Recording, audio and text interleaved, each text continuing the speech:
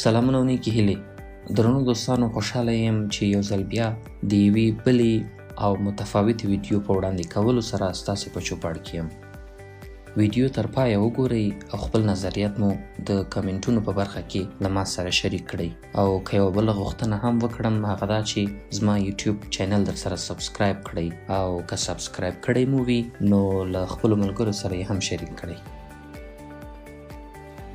هغه کسان چې ژر غوسه کیږي دا کار ورسره وکړئ.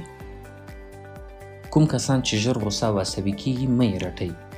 دغه ډله خلک په شدت د مینې له کمښت سره مخ دي. نرم او حساسه روح لري.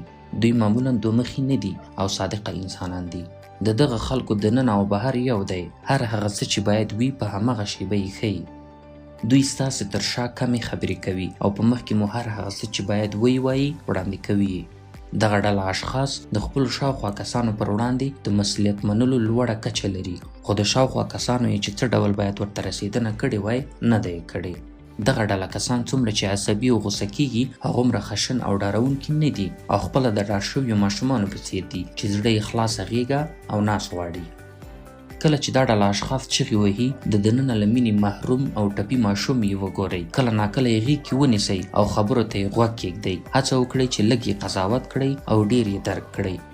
هغوی چغې وهي ځکه چې هره ورځ یې ارامښت غوښتی، خو که لامل یې هر څه و غږ یې هېڅکله هم نه دی اورېدل شوی. مننه.